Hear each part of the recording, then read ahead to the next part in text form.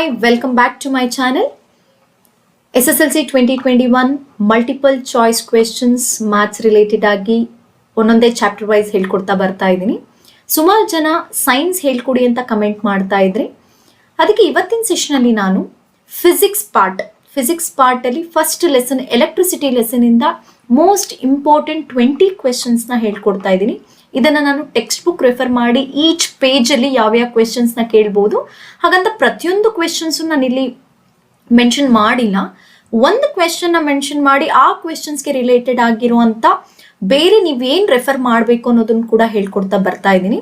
So 20 questions ನ ಒಂದ್ ಕಡೆ ನೋಟ್ ಮಾಡ್ಕೊಳ್ಳಿ. ಅದೇ ಸಿಮಿಲಾರಿಟೀಸ್ ಕೂಡ ಹೇಳಿರೋದನ್ನ ನೋಟ್ ಮಾಡ್ಕೊಂಡು ಪ್ರಾಕ್ಟೀಸ್ ಮಾಡಿದ್ರೆ ಖಂಡಿತ ಈ ಲೆಸನ್ ಇಂದ ನಿಮ್ಗೆ ಯಾವುದೇ ಮಾರ್ಕ್ಸ್ ಕಮ್ಮಿ ಆಗಲ್ಲ, ಈಸಿಯಾಗಿ ಸ್ಕೋರ್ ಮಾಡ್ಬೋದು. ಸೊ ಬನ್ನಿ 20 ಕ್ವೆಶನ್ಸ್ ಸ್ಟಾರ್ಟ್ ಮಾಡೋಣ. 2021 ಸೈನ್ಸ್ MCQ ಫಿಸಿಕ್ಸ್ ಪಾರ್ಟ್ ಅಲ್ಲಿ first part electricity. First question ನೋಡ್ತಾ ಬನ್ನಿ. The SI unit of electric charge ಅಂತ ಕೇಳಿದ್ದಾರೆ. ನಿಮಗೆ options volt, ohm, ampere, coulomb ಅಂತ ಇದೆ. ಈಗ ಇಲ್ಲಿ ನೋಡ್ತಾ ಬರೋದಾದ್ರೆ SI unit of electric charge ಅಂತ ನಾವು ತಗೊಂಡ್ರೆ ವೋಲ್ಟ್ ಆಗಲ್ಲ, ಓಮ್ ಆಗಲ್ಲ, ಆಂಪಿಯರ್ ಆಗಲ್ಲ. ಸೊ ಆನ್ಸರ್ ಏನು? ಕೂಲಮ್. ಅದೇ ನಾವು ವೋಲ್ಟ್ ಅಂತ ತಗೊಂಡ್ರೆ ಯಾವ್ದಕ್ಕಾಗತ್ತೆ ನೋಡಿ. ಇಲ್ಲಿ ಇದು ಜಸ್ಟ್ ಒಂದು ಸ್ಯಾಂಪಲ್ ಕೊಟ್ಟಿರೋದು, ಅಂದ್ರೆ SI ಯೂನಿಟ್ ರಿಲೇಟೆಡ್ ಆಗಿ ಒಂದು ಕ್ವೆಶನ್ ಕೊಡ್ತಾರೆ ಅಂತ ಗೊತ್ತಾಯ್ತು.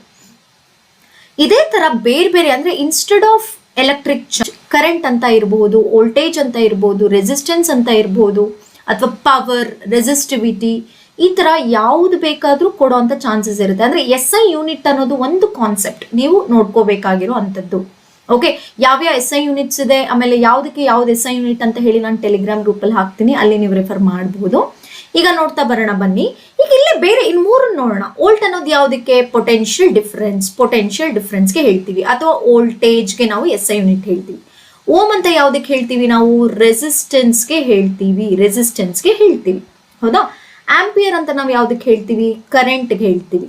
ಸೊ ಈ SI ಯೂನಿಟ್ ಅನ್ನೋದು ಒಂದು ಕಾನ್ಸೆಪ್ಟ್ ನೀವು ನೋಡ್ಕೋಬೇಕಾಗಿರೋದು. ಅಂದ್ರೆ ಒಂದು ಯಾವ್ದು ಎಲೆಕ್ಟ್ರಿಸಿಟಿಲಿ 100% ಯಾವ್ದಾದ್ರು ಒಂದು SI ಯೂನಿಟ್ ಕೇಳ್ತಾರೆ, ನೋಡ್ಕೊಳ್ಳಿ. ನಾನು ಒಂದು ಸ್ಯಾಂಪಲ್ ಎಲೆಕ್ಟ್ರಿಕ್ ಚಾರ್ಜ್ ಕೊಟ್ಟಿದ್ದೀನಿ, ಬಟ್ ನೀವು MCQ ಅನ್ನೋದಕ್ಕಿಂತ ಹೆಚ್ಚಾಗಿ SI ಯೂನಿಟ್ಸ್ ಯಾವ್ಯಾವ್ದಕ್ಕೆ ಯಾವ್ಯಾವ್ದು ಅನ್ನೋದನ್ನ ಒಂದ್ ಕಡೆ ನೋಟ್ ಮಾಡ್ಕೊಂಡು ನೆನ್ಪಿಟ್ಕೊಂಡ್ರೆ ಸಾಕು. ಅದಕ್ಕೆ ನಾನು ಇಲ್ಲಿ ಮಾರ್ಕ್ ಕೂಡ ಮಾಡಿದ್ದೀನಿ. SI ಯೂನಿಟ್ಸ್ ಆರ್ ಇಂಪಾರ್ಟೆಂಟ್ ಅಂತ ಕೂಡ ಹೇಳಿದ್ದೀನಿ, ನೋಟ್ ಮಾಡ್ಕೊಳ್ಳಿ. ಓಕೆ, ನೆಕ್ಸ್ಟ್ ಕ್ವೆಶನ್ ಹೋಗ್ತೀನಿ. ಈಗ ಸೆಕೆಂಡ್ ಕ್ವೆಶನ್ ನೋಡಿ ಏನಂತ ಇದೆ. Voltmeter is use to measure ಅಂತ ಹೇಳಿ ಇದೆ. Voltmeter is use to measure. Okay, options ನೋಡ್ತಾ ಬರೋಣ. ಕರೆಂಟ್, ರೆಸಿಸ್ಟೆನ್ಸ್, ವೋಲ್ಟೇಜ್, ಲೆಂತ್ ಅಂತ ಹೇಳಿ ಇದೆ. ಸೊ ನಾವು ವೋಲ್ಟ್ ಮೀಟರ್ ನಾವು ಯಾವ್ದಕ್ಕೆ ಮೆಷರ್ ಮಾಡಕ್ಕೆ ಯೂಸ್ ಮಾಡ್ತೀವಿ? ವೋಲ್ಟೇಜ್ನ. ಅಲ್ಲೇ ಇದೆ, ವೋಲ್ಟೇಜ್ ಮೆಷರ್ ಮಾಡಕ್ಕೆ. ಸೊ ಇದು ಅನ್ನೋದೊಂದು ಒಂದಂದ್ರೆ ಇದೊಂದು ಡಿವೈಸ್, ಇವಾಗ ಅಂದ್ರೆ ಡಿವೈಸ್ ರಿಲೇಟೆಡ್ ಆಗಿರುವಂತ ಒಂದು ಕಾನ್ಸೆಪ್ಟ್. ಓಕೆ, ಹಾಗಾದ್ರೆ ಇನ್ನು ಉಳಿದ ಕರೆಂಟಿಗೆ ನಾವು ಯಾವ್ದು ಯೂಸ್ ಮಾಡ್ತೀವಿ? ಅಮೀಟರ್ ಯೂಸ್ ಮಾಡ್ತೀವಿ. ರೆಸಿಸ್ಟೆನ್ಸ್ಗೆ ಯಾವ್ದು ಮಾಡ್ತೀವಿ? ರೆಸಿಸ್ಟರ್ ಅನ್ನೋ ಡಿವೈಸ್ ನ ಯೂಸ್ ಮಾಡ್ತೀವಿ. ಲೆಂತ್ ನಿಮಗೆ ಗೊತ್ತಿದೆ, we use a scale or like measuring tape, ಈ ತರ. ಆದ್ರೆ ಇಲ್ಲಿ ನಿಮ್ಗೆ ಮೇನ್ ಆಗಿ ಬೇಕಾಗಿರೋದು ಮೂರು: ಕರೆಂಟು, ರೆಸಿಸ್ಟೆನ್ಸ್, ವೋಲ್ಟೇಜ್ಗೆ ಯೂಸ್ ಮಾಡುವಂತ ಡಿವೈಸಸ್. ಹೌದಾ? Voltmeter is use to measure voltage. ಅದೇ ಕರೆಂಟ್ಗೆ ಯಾವುದು? ಅಮೀಟರ್. ರೆಸಿಸ್ಟೆನ್ಸ್ಗೆ ಯಾವುದು? ರೆಸಿಸ್ಟರ್. ಈ ತರ ನೋಡಿ. ಇದು ಸೆಕೆಂಡ್ ಕ್ವೆಶನ್ ನಾನು ಹೇಳ್ತಾ ಇರೋದು ಯಾವುದಕ್ಕೆ? ರಿಲೇಟೆಡ್ ಟು ಡಿವೈಸ್ಗೆ ರಿಲೇಟೆಡ್ ಆಗಿರುವಂತ ಒಂದು ಕ್ವೆಶನ್ ಬರುತ್ತೆ.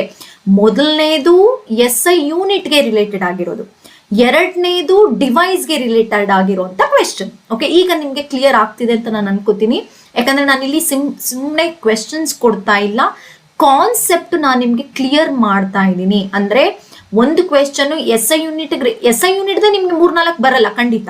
ಯಾಕಂದ್ರೆ ಅವ್ರು ಎಲ್ಲಾ ಕಾನ್ಸೆಪ್ಟ್ನು ಕವರ್ ಮಾಡಬೇಕು, ಎಲ್ಲಾ ಚಾಪ್ಟರ್ಸ್ನು ಕವರ್ ಮಾಡಬೇಕಾಗಿರೋದ್ರಿಂದ ನಾನು ಒಂದೊಂದು ಕಾನ್ಸೆಪ್ಟ್ ವೈಸ್ ನಿಮ್ಗೆ ಯಾವ ಕ್ವೆಶನ್ ಕೊಟ್ರೆ ಯಾವ ತರ ನೀವು ಬರಿಬೇಕಾಗತ್ತೆ ಅನ್ನೋದನ್ನ ಕ್ಲಿಯರ್ ಮಾಡ್ತಾ ಇದ್ದೀನಿ.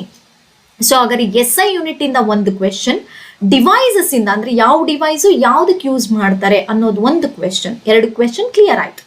ಈಗ ನೆಕ್ಸ್ಟ್ ಹೋಗ್ತಾ ಇದ್ದೀನಿ, ಥರ್ಡ್ ಕ್ವೆಶನ್ಗೆ ಹೋಗೋಣ. ಈಗ ಥರ್ಡ್ ಕ್ವೆಶನ್ ನೋಡಿ, ಎಲೆಕ್ಟ್ರಿಕ್ ಕರೆಂಟ್ ಮೀನ್ಸ್ ಅಂತ ಹೇಳಿದೆ. ಅಂದ್ರೆ ಇದು ಡೆಫಿನೇಷನ್ ಆಯ್ತು.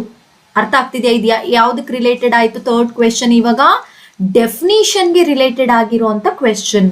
ಹಾಗಾದ್ರೆ ಎಲೆಕ್ಟ್ರಿಕ್ ಕರೆಂಟ್ ಅಂದ್ರೆ ನಾವೇನ್ ಡಿಫೈನ್ ಮಾಡ್ತೀವಿ? ಫ್ಲೋ ಆಫ್ ವಾಟರ್ ಇದೆ, ಫ್ಲೋ ಆಫ್ ಎನರ್ಜಿ ಇದೆ, ಫ್ಲೋ ಆಫ್ ಚಾರ್ಜಸ್ ಇದೆ.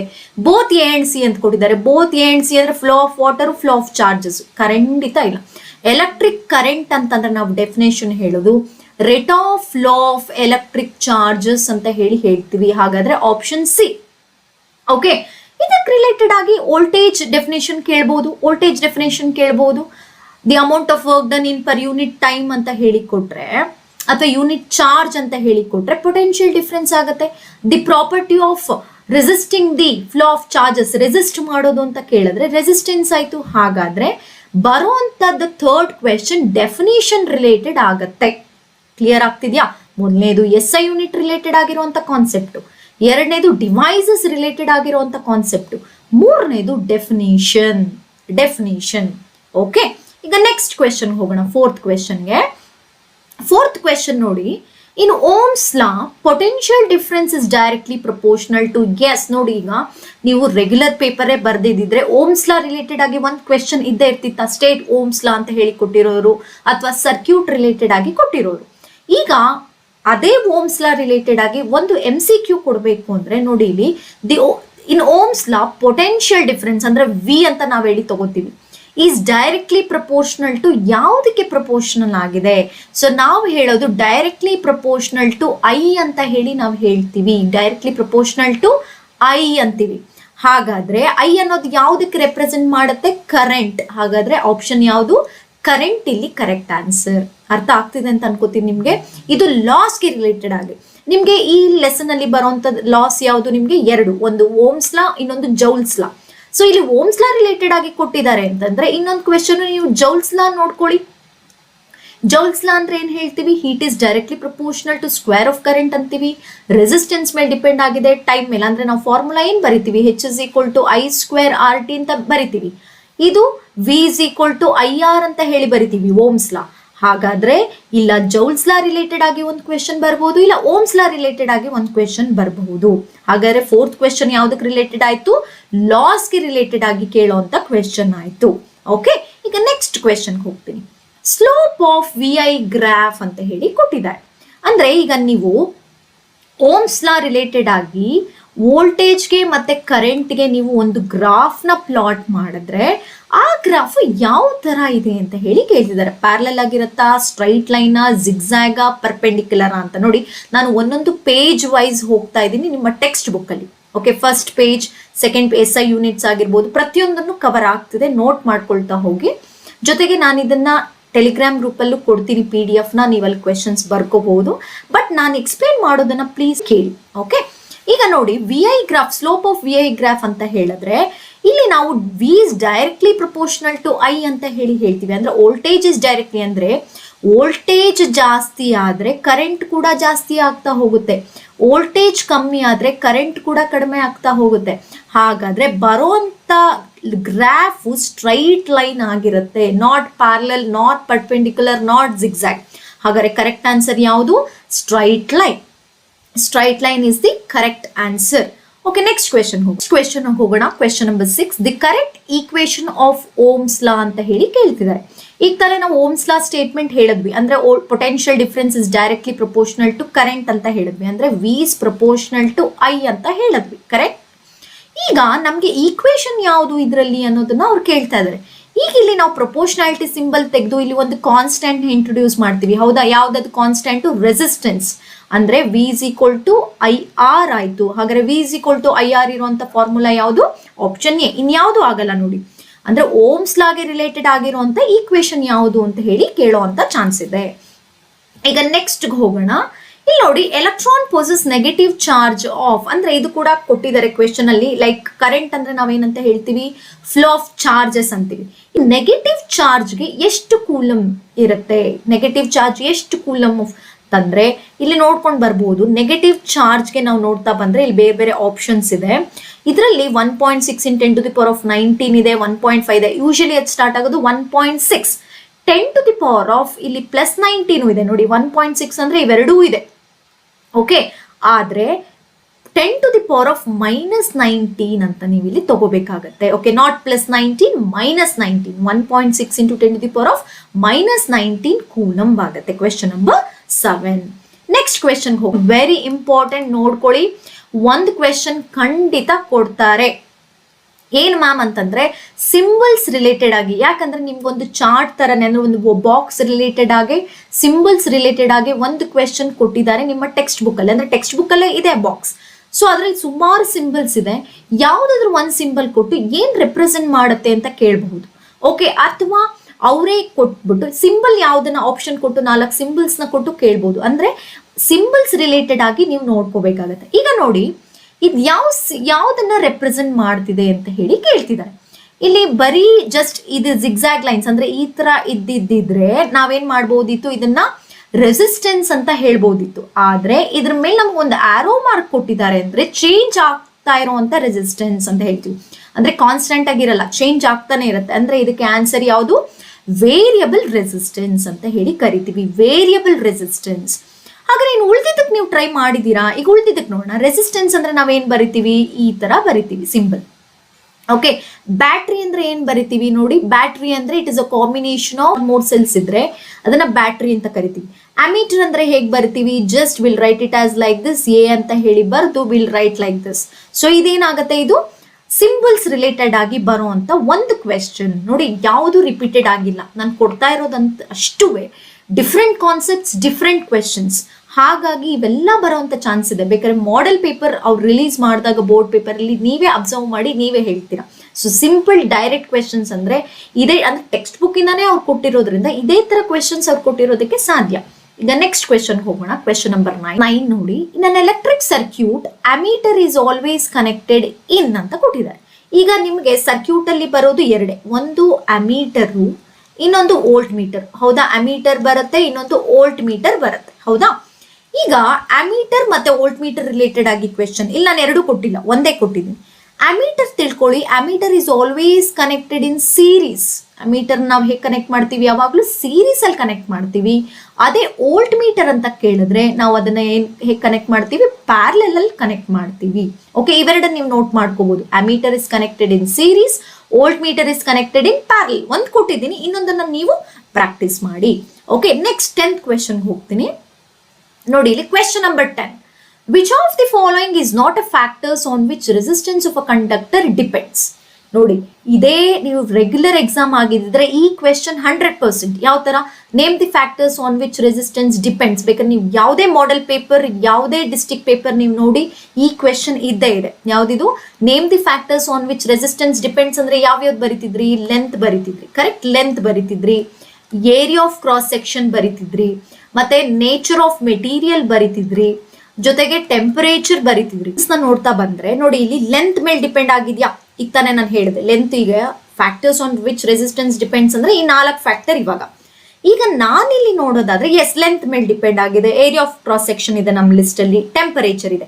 ಹಾಗಾದ್ರೆ ಇಲ್ಲದೆ ಇರೋದು ಯಾವುದು? Current. So current is the correct answer. ಹಾಗಾದ್ರೆ ಯಾವುದ್ರ ಮೇಲೆ ಡಿಪೆಂಡ್ ಆಗಿಲ್ಲ ಅಂತ ಕೇಳ್ತಾ ಇರೋದವರು. ಹಾಗಾದ್ರೆ ಕರೆಂಟ್ ಮೇಲೆ ಡಿಪೆಂಡ್ ಆಗಿಲ್ಲ. ಓಕೆ, ನೆಕ್ಸ್ಟ್ ಕ್ವೆಶನ್ ಹೋಗ್ತೀನಿ ನೋಡಿ. Next question 11th question. Tungsten is used in making of filament in electric bulb because ಅಂತ ಹೇಳಿ ಕೊಟ್ಟಿದ್ದಾರೆ. ಸೊ ನಿಮ್ಗೆ ಇಲ್ಲಿ ಮೇನ್ ಆಗಿ ಈ ಲೆಸನ್ ಅಲ್ಲಿ ನೀವು ಹೀಟಿಂಗ್ ಎಫೆಕ್ಟ್ ರಿಲೇಟೆಡ್ ಆಗಿ 2 ಅಪ್ಲಯನ್ಸಸ್ ಮೇಲೆ ಡಿಸ್ಕಸ್ ಮಾಡ್ತೀವಿ. ಒಂದು ಬಲ್ಬು, ಇನ್ನೊಂದು ಫ್ಯೂಸ್. ಓಕೆ, ಇವಾಗ ಅವ್ರು ಕೊಟ್ಟಿರೋದು ಬಲ್ಬ್ ರಿಲೇಟೆಡ್ ಆಗಿ ಕ್ವೆಶನ್ ಕೊಟ್ಟಿದ್ದಾರೆ. ಅಂದ್ರೆ ಬಲ್ಬ್ ಅಲ್ಲಿ ಯೂಸ್ ಮಾಡುವಂತ ಮೆಟೀರಿಯಲ್ ಯಾವುದು? ಟಂಗ್ಸ್ಟನ್. ಯಾಕೆ ಇದನ್ನ ಯಾಕೆ ಯೂಸ್ ಮಾಡ್ತಾರೆ? ಮೇಕಿಂಗ್ ಯಾಕೆ, ಫಿಲಮೆಂಟ್ ಯಾಕೆ ಯೂಸ್ ಮಾಡ್ತಾರೆ ಅಂತಂದ್ರೆ ನೋಡಿ, ಇಲ್ಲಿ ಇದು ಟಂಗ್ಸ್ಟನ್ ಫಿಲಮೆಂಟ್ ನೀವು ನೋಡಿರ್ಬೋದು. ಜಾಸ್ತಿ ಕರೆಂಟ್ ಬ್ರೈಟ್ ಆಗಿ ಬರಬೇಕು ಅಂದ್ರೆ ಯಾವುದೇ ತರ ತಡೆಯೋದಿರಬಾರ್ದು. ಅಂದ್ರೆ ಲೋ ರೆಸಿಸ್ಟಿವಿಟಿ ಇರ್ಬೇಕು. ಇದಕ್ಕೆ 2 ಪ್ರಾಪರ್ಟಿ ಏನಪ್ಪಾ ಅಂದ್ರೆ ಲೋ ರೆಸಿಸ್ಟಿವಿಟಿ, ಇನ್ನೊಂದು high melting point. High melting point ಅಂತ 2 ಪ್ರಾಪರ್ಟಿ ಇದೆ, ನೋಟ್ ಮಾಡ್ಕೊಳ್ಳಿ ಇದನ್ನ. ಟಂಗ್ಸ್ಟನ್ಗೆ ಇರುವಂತ ಮೇನ್ 2 ಪ್ರಾಪರ್ಟೀಸ್ ಯಾವುದು? Low resistivity, high melting point. ಹಾಗಾದ್ರೆ ಇಲ್ಲಿ ಈ 2 ಪ್ರಾಪರ್ಟಿ ಯಾವ್ದಿದೆ ನೋಡ್ಕೊಂಡು ಬರೋಣ. ಇಲ್ಲಿ ಇವೆರಡು ಇಷ್ಟನ್ನು ನಾವು ನೋಡಿದ್ರೆ ಎಸ್, ಲೋ ರೆಸಿಸ್ಟಿವಿಟಿ ಇದೆ. Option D is correct. ಅರ್ಥ ಆಗ್ತಿದೆ ಅನ್ಕೋತೀನಿ. ಈ ಟಂಗ್ಸ್ಟನ್ ರಿಲೇಟೆಡ್ ಆಗಿ ಕೊಟ್ರೆ ಕ್ವೆಶನ್ ನೋಡಿ, ಇಲ್ಲಿ ಇವೆರಡು ಪಾಯಿಂಟ್ಸ್ ನ ನೆನ್ಪಿಟ್ಕೊಳ್ಳಿ. Low resistivity, high melting point. ಹಾಗಾದ್ರೆ low resistivity, high melting point ಅಂತ ತಗೊಂಡ್ರೆ ಎಸ್, ಲೋ ರೆಸಿಸ್ಟಿವಿಟಿ ಅನ್ನೋ ಆಪ್ಷನ್ ಇದೆ. ಸೊ ಆಪ್ಷನ್ ಡಿ ಕ್ಲಿಯರ್ ಆಗ್ತಿದೆ ಅನ್ಕೋತೀನಿ. ಈಗ ನೆಕ್ಸ್ಟ್ ಕ್ವೆಶನ್ ಹೋಗ್ತೀನಿ. Question number 12, which is true according to series connection ಅಂತ ಹೇಳಿ ಕೊಟ್ಟಿದ್ದಾರೆ. ಈಗ ನಿಮಗೆ ನಾವು ಕನೆಕ್ಟ್ ಮಾಡೋದು 2 ಟೈಪ್ಸ್ ಗೊತ್ತಿದೆ, series connection and parallel connection. ಈಗ ಸೀರೀಸ್ ರಿಲೇಟೆಡ್ ಆಗಿ ಯಾವುದು ಟ್ರೂ ಅಂತ ಹೇಳಿ ಕೇಳ್ತಿದ್ದಾರೆ. ಈಗ ಫಸ್ಟ್ ಒನ್ ನೋಡ್ಕೊಂಡು ಬರೋಣ. We can connect bulb and heater in series. ಖಂಡಿತ ಆಗಲ್ಲ, ಇದು ಫಾಲ್ಸ್. ಇದು ಸೀರೀಸ್ ಕನೆಕ್ಟ್ ರಿಲೇಟೆಡ್ ಆಗಿ ಕೊಟ್ಟಿರುವಂತ ಸ್ಟೇಟ್ಮೆಂಟ್ ಅಲ್ವೇ ಅಲ್ಲ. ಯಾಕೆ ಅಂತಂದ್ರೆ ಸೀರೀಸ್ ಅಲ್ಲಿ ಏನಾಗುತ್ತೆ ನೋಡಿ, ಇಲ್ಲಿ ನಾವು ಸೀರೀಸ್ ಅಲ್ಲಿ ಈಗ ಬಲ್ಬ್ ಅಂತ ತಗೊಂಡ್ರೆ, ಬಲ್ಬು ಪ್ಲಸ್ ಹೀಟರ್ ಅಂತ ನಾವು ತಗೊಂಡ್ರೆ ಎರಡನ್ನು ನಾವು ಸೀರೀಸ್ ಅಲ್ಲಿ ಕನೆಕ್ಟ್ ಮಾಡೋಕ್ ಖಂಡಿತ ಆಗಲ್ಲ. ಯಾಕೆಂದ್ರೆ ಬಲ್ಬ್ ಬೇಕಾಗಿರೋದು ಕಡಿಮೆ ಅಮೌಂಟ್ ಆಫ್ ಕರೆಂಟು, ಹೀಟರ್ಗೆ ಬೇಕಾಗಿರೋದು ಜಾಸ್ತಿ ಅಮೌಂಟ್ ಆಫ್ ಕರೆಂಟು. ಸೀರೀಸ್ ಅಲ್ಲಿ ಅದು ಸಾಧ್ಯನೇ ಇಲ್ಲ. ಹಾಗಾದ್ರೆ ಇದಲ್ಲ. No effect for other appliances if one of the component fail. ಇದು ಅಲ್ಲ. ಯಾಕೆ ಅಂತಂದ್ರೆ ನೋಡಿ, ಇಲ್ಲಿ ಇದೇ ತಗೊಳ್ಳೋಣ. ಇಲ್ಲಿ ಬಲ್ಬ್ ವರ್ಕ್ ಆಗೋದು ನಿಲ್ತು ಅನ್ಕೊಳ್ಳೋಣ. ಇಲ್ಲಿ ಏನಾಗುತ್ತೆ, ಸರ್ಕ್ಯೂಟ್ ಬ್ರೇಕ್ ಆಗ್ಬಿಡುತ್ತೆ. ಸರ್ಕ್ಯೂಟ್ ಬ್ರೇಕ್ ಆದ್ರೆ ಈ ಹೀಟರ್ ವರ್ಕ್ ಆಗಲ್ಲ. ಹಾಗಾದ್ರೆ ಇಲ್ಲಿ ಏನಾಗ್ತಿದ್ರೆ ಏನು ಎಫೆಕ್ಟ್ ಆಗಲ್ಲ ಅಂತ ಹೇಳ್ತಿದ್ದಾರೆ ಅವರು. ಸೀರೀಸ್ ಅಲ್ಲಿ ಯಾವುದೇ ತರ ಎಫೆಕ್ಟ್ ಆಗಲ್ಲ. ಹಾಗಾದ್ರೆ ಇದಲ್ಲ. ನೆಕ್ಸ್ಟ್ ಥರ್ಡ್ ಆಪ್ಷನ್ ನೋಡೋಣ. We can not connect bulb and heater in series. Correct, ಇದಾಗುತ್ತೆ. ಯಾಕಂದ್ರೆ ಇಲ್ಲಿ ಅದನ್ನ ತಪ್ಪಂದಿದೀವಿ ಅಂದ್ಮೇಲೆ ವಿ ಕ್ಯಾನ್ ನಾಟ್ ಆಗುತ್ತೆ. ಕಾನ್ಸ್ಟೆಂಟ್ ವೋಲ್ಟೇಜ್ ಖಂಡಿತ ಇಲ್ಲ. ಯಾಕಂದ್ರೆ ವೋಲ್ಟೇಜ್ ಏನಾಗ್ತಿರುತ್ತೆ, voltage varies in series. Okay, so ಹಾಗಾದ್ರೆ ಯಾವ್ದಾಯ್ತು ಇಲ್ಲಿ? Option C is correct. ನೋಡಿ ಇಲ್ಲಿ ಇವಾಗ ನಾನು ಹೇಳ್ತಾ ಇರೋದು, ಈಗ ಮತ್ತೆ ಇದು ಬೇರೆ ಕಾನ್ಸೆಪ್ಟ್ ಯಾವುದು, ಸೀರೀಸ್ ಮತ್ತೆ ಪ್ಯಾರಲಲ್ ರಿಲೇಟೆಡ್ ಆಗಿ ಕೊಟ್ಟಿರುವಂತ ಕ್ವೆಶನ್ ಇದು. ಓಕೆ, ಹಾಗಾದ್ರೆ ಪ್ಯಾರಲಲ್ ಅಡ್ವಾಂಟೇಜಸ್ ನೀವು ನೋಡ್ಕೊಂಡ್ರೆ ಆಯ್ತು. ಓಕೆ, ನೆಕ್ಸ್ಟ್ ಕ್ವೆಶನ್ ಹೋಗ್ತೀನಿ. Question number 13, the total effective resistance when 3 resistors are connected in series is equal to. ನೋಡಿ ಇಲ್ಲಿ ಈಗ ಸೀರೀಸ್ ಮತ್ತೆ ಪ್ಯಾರಲಲ್ ಅಲ್ಲಿ, ಈಗ ನೋಡಿ ಈ ತರ ನಾವು ನೋಡಿ ಇಲ್ಲಿ ಇವೆರಡು ನೋಡ್ಕೊಂಡು ಬನ್ನಿ. ಇದು 3 ತರ ಸೀರೀಸ್. ನಾವಿಲ್ಲಿ R1, R2, R3 ಇದನ್ನೇನು ಹೇಳ್ತೀವಿ, ಸೀರೀಸ್ ಅಂತೀವಿ. ಈ 3 ಸೀರೀಸ್ ಅಲ್ಲಿ ಇದ್ದಾಗ ನಾವು ಯೂಸ್ ಮಾಡುವಂತ ಫಾರ್ಮುಲಾ ಯಾವುದು? Direct addition. R1 plus R2 plus R3 ಅಂತ ಹೇಳ್ತೀವಿ. ಅದೇ ಇಲ್ಲಿ ನೋಡ್ಕೊಂಡು ಬನ್ನಿ. ಇದಕ್ಕೆ ಕರೆಕ್ಟ್ ಆಪ್ಷನ್ ಯಾವುದು? Option C is the answer. Okay, ಅದೇ ಹಾಗಾದ್ರೆ ಪ್ಯಾರಲಲ್ ಆದ್ರೆ ಏನಾಗುತ್ತೆ ಮ್ಯಾಮ್? ಪ್ಯಾರಲಲ್ ಕನೆಕ್ಟ್ ಮಾಡಿದ್ರೆ ನೋಡಿ, ಇಲ್ಲಿ ಪ್ಯಾರಲಲ್ ಕನೆಕ್ಟ್ ಮಾಡಿದ್ರೆ ನೋಡಿ ಈ ತರ ಬರುತ್ತೆ. ಪ್ಯಾರಲಲ್ ಕನೆಕ್ಟ್ ಮಾಡಿದ್ರೆ ಈ ತರ ಬರುತ್ತೆ. ಪ್ಯಾರಲಲ್ ಕನೆಕ್ಟ್ ಮಾಡಿದ್ರೆ R1, R2, R3 ಅಂತ ಹೇಳಿ ಕನ್ಸಿಡರ್ ಮಾಡ್ತೀವಿ. ಈ ಟೈಮಲ್ಲಿ ನಾವು ಯಾವ್ದು ಯೂಸ್ ಮಾಡ್ತೀವಿ? ಕೊಟ್ಟಿರೋ ಅಂತ 4th ಆಪ್ಷನ್. ಓಕೆ, ಇದು ನಾನು ಹೇಳ್ತಾ ಇರೋದು ಪ್ಯಾರಲಲ್ಗೆ. ಆದ್ರೆ ಅವ್ರು ಕೊಟ್ಟಿರೋದು ಯಾವುದು? ಸೀರೀಸ್ ಆಗಿರೋದ್ರಿಂದ ಆಪ್ಷನ್ ಸಿನೇ ಕರೆಕ್ಟ್. ಓಕೆ, ನೋಡಿ ಇಲ್ಲೂ ಅಷ್ಟೇ ಬೇರೆ ಬೇರೆ ಕಾನ್ಸೆಪ್ಟ್ಸ್ ರಿಲೇಟೆಡ್ ಆಗಿ ನಾನು ಕೊಟ್ಟಿರುವಂತ ಕ್ವೆಶನ್ಸ್ ಯಾವುದು ರಿಪೀಟೆಡ್ ಇಲ್ಲ. ಓಕೆ, ನೆಕ್ಸ್ಟ್ ಕ್ವೆಶನ್ ಹೋಗೋಣ. ನೆಕ್ಸ್ಟ್ ಕ್ವೆಶನ್ ನೋಡಿ, question number 14, if the length of wire is doubled then resistance is ಅಂತ ಹೇಳಿ ಕೇಳ್ತಾ ಇದ್ದಾರೆ. ಈಗ ನಾವು ಆಗ್ಲೇ ಒಂದಷ್ಟು ಫ್ಯಾಕ್ಟರ್ಸ್ ರಿಲೇಟೆಡ್ ಆಗಿ ಡಿಸ್ಕಸ್ ಮಾಡಿದ್ವಿ. ಅಂದ್ರೆ ರೆಸಿಸ್ಟೆನ್ಸ್ ಯಾವ್ಯಾವ ಫ್ಯಾಕ್ಟರ್ಸ್ ಮೇಲೆ ಡಿಪೆಂಡ್ ಆಗುತ್ತೆ ಅಂತ. ಅವಾಗ ನಾನು ಇನ್ನೊಂದು ರೆಸಿಸ್ಟೆನ್ಸ್ ಲೆಂತ್ ಮೇಲೆ ಡಿಪೆಂಡ್ ಆಗುತ್ತೆ. ಈಗ ಲೆಂತ್ ರಿಲೇಟೆಡ್ ಆಗಿ ಅವ್ರು ಕೊಟ್ಟಿರೋದು, ಹೌದಾ? ಹಾಗಾದ್ರೆ ಇದು directly proportional to length. Resistance is directly proportional to length. ಅಂದ್ರೆ ರೆಸಿಸ್ಟೆನ್ಸ್ ಜಾಸ್ತಿ ಆದ್ರೆ ಲೆಂತು ಜಾಸ್ತಿ ಆಗುತ್ತೆ, ರೆಸಿಸ್ಟೆನ್ಸ್ ಕಮ್ಮಿ ಆದ್ರೆ ಲೆಂತು ಕಮ್ಮಿ ಆಗುತ್ತೆ.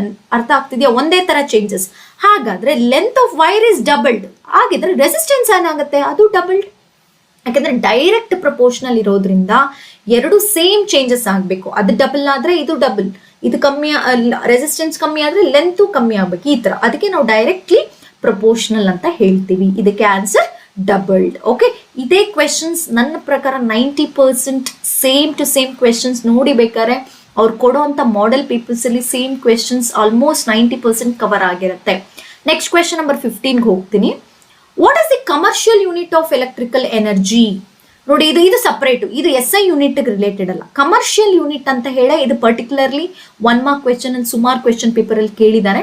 ಇದಕ್ಕೆ correct answer kilowatt hour. Okay, commercial unit of electrical energy ಅಂತ ಕೇಳಿದ್ರೆ ಕಿಲೋ ವ್ಯಾಟ್ ಆರ್ ಅಂತ ಹೇಳಿ ನಾವು ಕರಿತೀವಿ. ನೆಕ್ಸ್ಟ್ ಕ್ವೆಶನ್ಗೆ ಹೋಗ್ತೀನಿ ನೋಡಿ. Question number 16, which of the following gases R filled in electrical bulbs? ನೋಡಿ ಇದು ಕೂಡ ಟೆಕ್ಸ್ಟ್ ಬುಕ್ ಅಲ್ಲಿ ಇರುವಂತ ಕ್ವೆಶನ್. ಟೆಕ್ಸ್ಟ್ ಬುಕ್ ಅಲ್ಲಿ ಕೊಟ್ಟಿದ್ದಾರೆ, ಅಂದ್ರೆ ಬಲ್ಬ್ ರಿಲೇಟೆಡ್ ಆಗಿ ಡಿಸ್ಕಸ್ ಮಾಡ್ಬೇಕಾದ್ರೆ ಕೊಟ್ಟಿದ್ದಾರೆ. ಇದರಲ್ಲಿ ಯೂಸ್ ಮಾಡುವಂತ ಗ್ಯಾಸ್ ಆರ್ಗನ್ ಮತ್ತೆ ನೈಟ್ರೋಜನ್ ಗ್ಯಾಸ್ ನ ಯೂಸ್ ಮಾಡ್ತಾರೆ. ಯಾಕೆ ಅಂತಂದ್ರೆ ಎಲೆಕ್ಟ್ರಿಕ್ ಬಲ್ಬ್ ಲೈಫ್ ನ ಎಕ್ಸ್ಟೆಂಡ್ ಮಾಡಕ್ಕೆ, ಅಂದ್ರೆ ಪ್ರೊಲಾಂಗ್, ಅದಕ್ಕೆ ಇದೇ ವರ್ಡೇ ಕೊಟ್ಟಿದ್ದಾರೆ, prolong the life of filament. Okay, mainly filament. ಅದಕ್ಕೋಸ್ಕರ ನಾವೇನು ಅದನ್ನು ಕೇಳ್ಬೋದು. ಇದೇ ಕ್ವೆಶನ್ ನ ಬೇರೆ ತರನೂ ಕೇಳ್ಬಹುದು. ಯಾಕೆ? Why argon and nitrogen use ಅಂತ ಹೇಳಿ ಬೇರೆ ಬೇರೆ ಆಪ್ಷನ್ ಕೊಡ್ಬೋದು. Because it prolongs the life of filament ಅಂತ ಹೇಳಿ ನೀವು ಬರಿಬಹುದು. ನೆಕ್ಸ್ಟ್ ಕ್ವೆಶನ್ ಹೋಗ್ತೀನಿ. Question number 17. 1 kilowatt hour is equal to dash joules ಅಂತ ಹೇಳಿ ಕೊಟ್ಟಿದ್ದಾರೆ. ಈಗ ತಾನೇ ನಾವು commercial unit of electrical energy ನೋಡಿದ್ವಿ. ಅದೇ ಪಾಯಿಂಟ್ ಟೆಕ್ಸ್ಟ್ ಬುಕ್ ಅಲ್ಲಿ ಈ ಕ್ವೆಶನ್ ಕೂಡ ಇದೆ. ಅಂದ್ರೆ 1 kilowatt hour is equal to dash joules. ಎಷ್ಟು ಜೌಲ್ಸ್ ಅಂತ ಹೇಳಿದ್ರೆ ಅದಕ್ಕೆ correct option C, 3.6 into 10⁶ joules. ಇದನ್ನ ನೀವು ಈಸಿಯಾಗಿ ನೆನ್ಪಿಟ್ಕೋಬಹುದು. 6 6 ಎಷ್ಟಪ್ಪ 36. ಸೊ 3.6 ಅಂತ ತಗೊಳ್ಳಿ. 10⁶ ಏನು ಚೇಂಜಸ್ ಇಲ್ಲ. ಓಕೆ, 3.6 ಇಂಟು 10⁶ ಜೌಲ್ಸ್ ಅಂತ ಹೇಳಿ ನೀವು ನೆನ್ಪಿಟ್ಕೋಬಹುದು. Question number 18. Work done in unit charge is called as. So options electric current, resistance, potential difference, electric charge ಅಂತಿದೆ. ಸೊ ಅಂದ್ರೆ ಅವ್ರು ಏನಂತ ಹೇಳ್ತಿದ್ದಾರೆ, work done by electric charge. Work done by charge ಅಂತ ಹೇಳಿ ನಾವು ತಗೊಂಡ್ರೆ ಈ ಫಾರ್ಮುಲಾ ನೋಡ್ಕೊಳ್ಳಿ. W/Q ಅಂತ ಹೇಳೋದು ನಾವು ಯಾವುದಕ್ಕೆ, ವೋಲ್ಟೇಜ್ಗೆ ಅಥವಾ ಪೊಟೆನ್ಷಿಯಲ್ ಡಿಫರೆನ್ಸ್ಗೆ. ಹಾಗಾದ್ರೆ ಆಪ್ಷನ್ ಯಾವುದು? Option C. ಓಕೆ, ನೆಕ್ಸ್ಟ್ ಕ್ವೆಶನ್ಗೆ ಹೋಗ್ತೀನಿ. 1 horse power is equal to dash watts ಅಂತ ಹೇಳಿ ಕೇಳಿದ್ದಾರೆ. 1 horse power is equal to dash watts ಅಂತ ಕೇಳಿದ್ರೆ ಇದು ಪವರ್ ರಿಲೇಟೆಡ್ ಆಗಿ ಕೊಟ್ಟಿರುವಂತ ಕ್ವೆಶನ್. ಟೆಕ್ಸ್ಟ್ ಬುಕ್ ಅಲ್ಲಿ ಇದೆ, ಇದು ಮೆನ್ಷನ್ ಮಾಡಿದ್ದಾರೆ. ಸೊ 1 ಹಾರ್ಸ್ ಪವರ್ ಅಂತ ಹೇಳಿದ್ರೆ 746 ವ್ಯಾಟ್ಸ್ ಅಥವಾ 746 ವ್ಯಾಟ್ಸ್ ಅಂದ್ರೆ 1 ಹಾರ್ಸ್ ಪವರ್ ಅಂತ ಹೇಳಿ ನೀವು ನೆನ್ಪಿಟ್ಕೊಳ್ಳಿ. ಈಗ ಲಾಸ್ಟ್ ಕ್ವೆಶನ್ಗೆ ಹೋಗ್ತೀನಿ, ಈ session last question. Which of the following is not correctly matched ಅಂತ ಹೇಳಿ ಕೊಟ್ಟಿದ್ದಾರೆ. ಈಗ ನೋಡಿ, ಇಲ್ಲಿ ಯಾವುದು ಕರೆಕ್ಟ್ ಆಗಿ ಮ್ಯಾಚ್ ಆಗಿಲ್ಲ ಅಂತ ಹೇಳಿ ಕೊಟ್ಟಿದ್ದಾರೆ. ಇದು ಎಲೆಕ್ಟ್ರಿಕಲ್ ಸಿಂಬಲ್ ರಿಲೇಟೆಡ್ ಆಗಿ. ಸೊ ನೋಡಿ, ಇದನ್ನ ಇಲ್ಲಿ ಸಿಂಬಲ್ ನೋಡ್ಕೊಳ್ಳಿ. ಸಿಂಬಲ್ ಅಂದ್ರೆ ಇದು ಎಲೆಕ್ಟ್ರಿಕಲ್ ಸೆಲ್ ಅಂತ ಹೇಳ್ತಿದ್ದಾರೆ, ಕರೆಕ್ಟ್ ಆಗಿದೆ. ನೋಡಿ ಈ ಸಿಂಬಲ್ ನೋಡಿ, ರೆಸಿಸ್ಟರ್ ಅಂತ ಹೇಳ್ತಿದ್ದಾರೆ, ಎಸ್ ಕರೆಕ್ಟ್ ಆಗಿದೆ. ಇನ್ನು ನೋಡಿ, ಓಪನ್ ಪ್ಲಗ್ ಕೀ ಅಂತ ಹೇಳಿ ಕೊಟ್ಟಿದ್ದಾರೆ. ಇದನ್ನ ನಿಮ್ಗೆ ಪ್ಲಗ್ ಕೀ ಅಲ್ಲಿ ನೋಡಿ ಈ ತರ ಬರುತ್ತೆ ಅಲ್ವಾ. ಸೊ ಈ ತರ 2 ಬರುತ್ತೆ, ಒಂದ್ರಲ್ಲಿ ಡಾಟ್ ಇರುತ್ತೆ, ಇನ್ನೊಂದ್ರಲ್ಲಿ ಡಾಟ್ ಇರಲ್ಲ. ಇದನ್ನ ನಾವು ಓಪನ್ ಅಂತ ಕರಿತೀವಿ, ಇದನ್ನ ನಾವು ಕ್ಲೋಸ್ಡ್ ಅಂತ ಹೇಳಿ ಕರಿತೀವಿ. ಇದು ಓಪನ್, ಇದು ಕ್ಲೋಸ್ಡ್. ಹಾಗಾದ್ರೆ ಇದರಲ್ಲಿ ಯಾವುದು ನಾಟ್ ಕರೆಕ್ಟ್ಲಿ ಮ್ಯಾಚ್ಡ್ ಅಂದ್ರೆ ಆಪ್ಷನ್ ಸಿ. ಓಕೆ, ಈ ತರ ಡಿಫ್ರೆಂಟ್ ಆಗಿರುವಂತ ಕ್ವೆಶನ್ಸ್ ಈ ಲೆಸನ್ ಅಲ್ಲಿ ಬರುವಂತ ಚಾನ್ಸ್ ಇದೆ. ಇಷ್ಟು ಫಿಸಿಕ್ಸ್ ಪಾರ್ಟ್ ಅಲ್ಲಿ ಕೇಳುವಂತ ಕ್ವೆಶನ್ಸ್ ಡೆಫಿನೇಷನ್ ರಿಲೇಟೆಡ್ ಆಗಿರ್ಬೋದು, SI ಯೂನಿಟ್ ಆಗಿರ್ಬೋದು, ಲಾಸ್ ರಿಲೇಟೆಡ್ ಆಗಿರ್ಬೋದು, ಅಥವಾ ಅಪ್ಲಯನ್ಸಸ್ ರಿಲೇಟೆಡ್ ಆಗಿರ್ಬೋದು, ಅಥವಾ ವ್ಯಾಲ್ಯೂಸ್ ಆಗಿರ್ಬೋದು, ಅಥವಾ ಫ್ಯಾಕ್ಟರ್ಸ್. ಇದಿಷ್ಟು ಕಾಂಬಿನೇಷನ್ ಅಲ್ಲಿ 20 ಕ್ವೆಶನ್ಸ್ ನಾನು ನಿಮಗೆ ಕೊಟ್ಟಿದ್ದೀನಿ. ಜೊತೆಗೆ ಇದಕ್ಕೆ ಒಂದೊಂದು ಕ್ವೆಶನ್ಗೂ ರಿಲೇಟೆಡ್ ಆಗಿ ನೀವು ಏನ್ ನೋಡ್ಕೋಬೇಕು ಅನ್ನೋದನ್ನು ಕೂಡ ಹೇಳ್ಕೊಟ್ಟಿದ್ದೀನಿ. ಮುಂದಿನ ಸೆಷನ್ ಅಲ್ಲಿ ನಾನು ಈ ಲೆಸನ್ಗೆ ರಿಲೇಟೆಡ್ ಆಗಿ ಪ್ರಾಬ್ಲಮ್ಸ್ ಕೊಟ್ರೆ, ಯಾಕಂದ್ರೆ ಒಂದು ಪ್ರಾಬ್ಲಮ್ ಖಂಡಿತ ಇರುತ್ತೆ, ಸಿಂಪಲ್ ಆಗಿರುವಂತ ಪ್ರಾಬ್ಲಮ್ಸ್. ಆ ಪ್ರಾಬ್ಲಮ್ಸ್ ನಾನು ಮುಂದಿನ ಸೆಷನ್ ಅಲ್ಲಿ ನಾನು ನಿಮ್ಗೆ ಹೇಳ್ಕೊಡ್ತಾ ಬರ್ತೀನಿ. ಈ ವಿಡಿಯೋ ನಿಮ್ಗೆ ಇಷ್ಟ ಆಗಿದ್ರೆ, ಹೆಲ್ಪ್ಫುಲ್ ಅಂತ ಅನ್ಸಿದ್ರೆ ನಿಮ್ಮ ಫ್ರೆಂಡ್ಸ್ ಜೊತೆ ಶೇರ್ ಮಾಡಿ, ಲೈಕ್ ಮಾಡಿ, ಹಾಗೆ ನನ್ನ ಚಾನೆಲ್ನ ಸಬ್ಸ್ಕ್ರೈಬ್ ಮಾಡಿ, ಹೀಗೆ ಸಪೋರ್ಟ್ ಮಾಡಿ. Thank you.